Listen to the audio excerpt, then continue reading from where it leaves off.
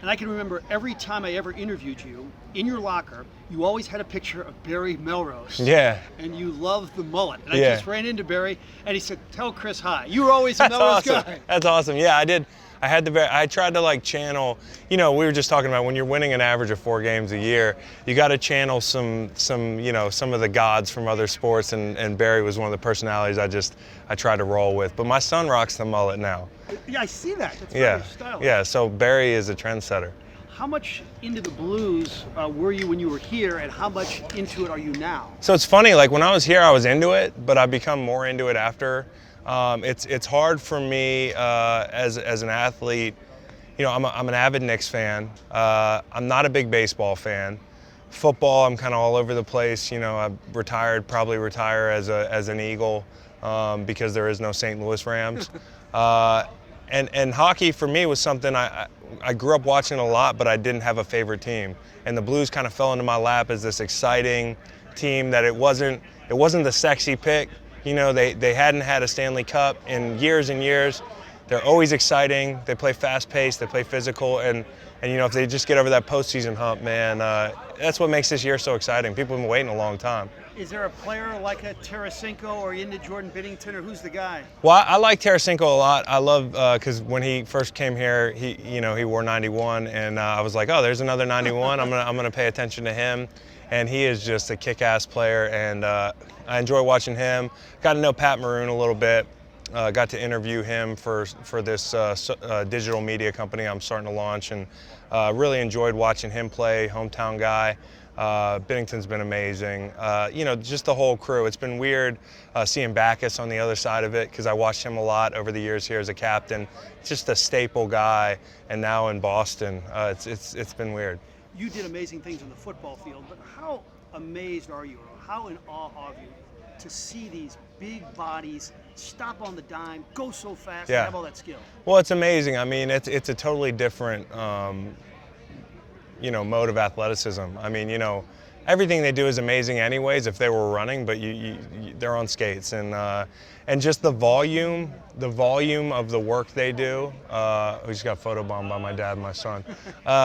The volume of the work they do is what really amazes me, not just during the regular season, the physicality of what they do with doing it over 60 games a year, and then in the playoffs, it's a whole nother season. So it's hard for me to fathom how beat up they must be.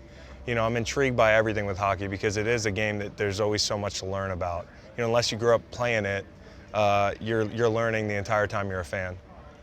Give me a thought on how it just felt right that the football gods rewarded you with all that winning at the end of your career after what you had to endure here. Well, I mean, I never want to say like, hey, listen, I had it coming, because at the end of the day, there's a lot of guys that spent, as we just talked about, a lot of time here losing and wasting the prime of their careers, and they never got out, and they never got released, or they never went somewhere and got a taste of what winning was. I think about a guy like James Laurinaitis, who was a staple here, a tremendous player, a captain, somebody who I admired and played a lot of ball with, didn't get his chance to really win like I did. And so I don't think I deserved it any more than anybody else. It worked out that way, and I made good decisions. And for me, the last 2 years were tough with being IR 2 years in a row.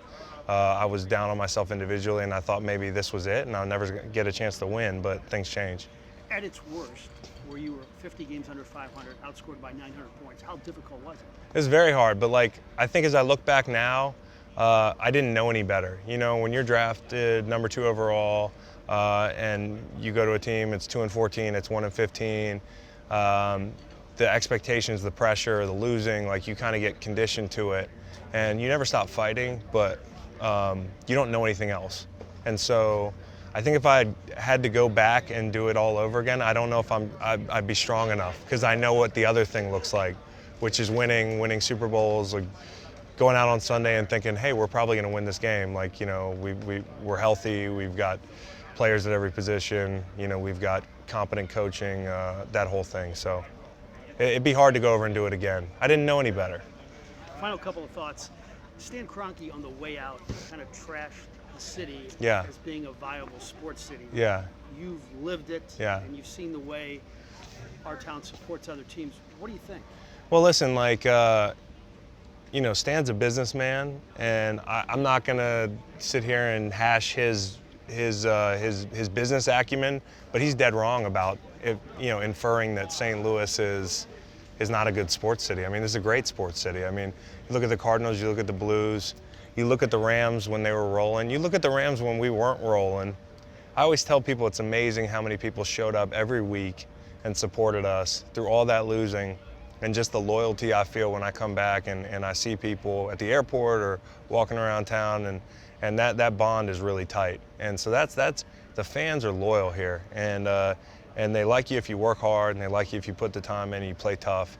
And hopefully those are things that I could be remembered for here, and it means a lot to me. So it's a great sports city. Loyalty, for a while there, 3 great sports. I think it could use a soccer team. I think football would be awesome if one day somehow it came back.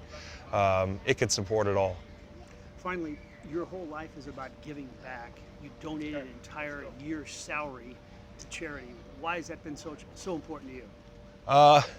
It's been important to me because we've been given a lot as athletes playing this game, and certainly it's a game at the end of the day. We have our hardships, the losing, the pressure, the being in the public eye, that's hard. But, there's a lot of people that work way harder than us and don't get the payoff. And so for me, we've been given a great platform. We have a great privilege.